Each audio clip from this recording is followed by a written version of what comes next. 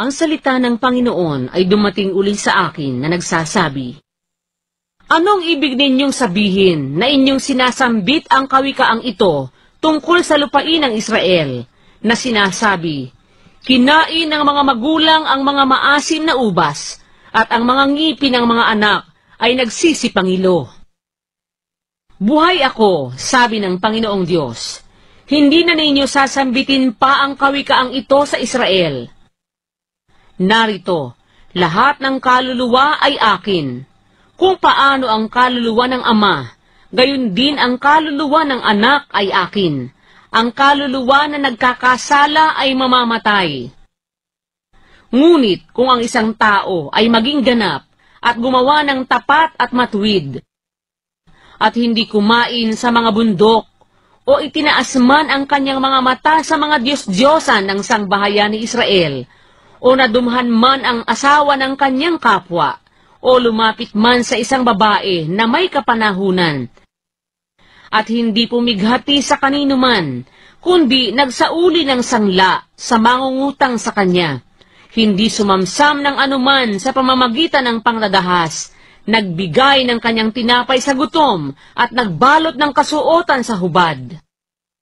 Siya na hindi nagbigay na may patubo, o kumuha man ng anumang pakinabang, na iniurong ang kanyang kamay sa kasamaan, gumawa ng tunay na kahatulan sa tao-tao.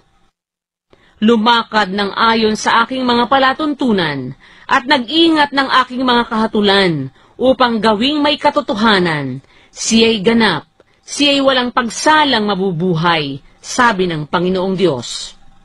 Kung siya'y magkaanak ng isang lalaki na tulisan, mangbububo ng dugo, at gumagawa ng alinman sa mga ganitong bagay, at hindi gumagawa ng alinman sa mga katungkulang yaon, kundi kumain nga sa mga bundok at nadumhan ang asawa ng kanyang kapwa.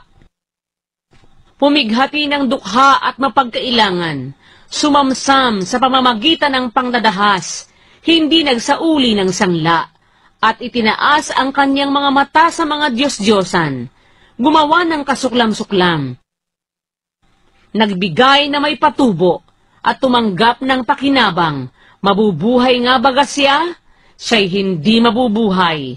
Kanyang ginawa ang lahat na kasuklam-suklam na ito. Siya'y walang pagsalang mamamatay. Ang kanyang dugo ay sasakanya. Ngayon, narito, kung siya'y magkaanak ng isang lalaki, na nakikita ang lahat na kasalanan ng kanyang ama na ginawa, at natatakot at hindi gumagawa ng gayon, na hindi kumain sa mga bundok, o itinaas man ang kanyang mga mata sa mga Diyos-Diyosan ng sangbahayan ni Israel, hindi nadumhan ang asawa ng kanyang kapwa, o pumighati man sa kanino man, hindi tumanggap ng anumang sangla, o sumamsam man sa pamamagitan ng pangdadahas, kundi nagbigay ng kanyang tinapay sa gutom, at nagbalot ng kasuotan sa hubad, na iniuro ang kanyang kamay sa dukha, na hindi tumanggap ng patubo o ng pakinabang man, ginawa ang aking mga kahatulan, lumakad sa aking mga palatuntunan, hindi siya mamamatay, nang dahil sa kasamaan ng kanyang ama, siya'y walang pagsalang mabubuhay. Tungkol sa kanyang ama, sapagkat siya'y pumighating may kabagsikan, sumamsam sa kanyang kapatid sa pamamagitan ng pangdadahas, at gumawa ng hindi mabuti sa gitna ng kanyang bayan. Narito, siya'y mamamatay sa kanyang kasamaan.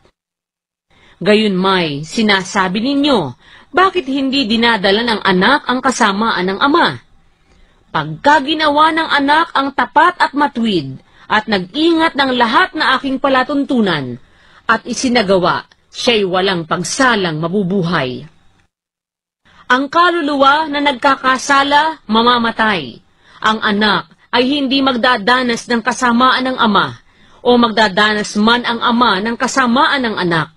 Ang katwiran ng matuwid ay sasa kanya, at ang kasamaan ng masama ay sasa kanya.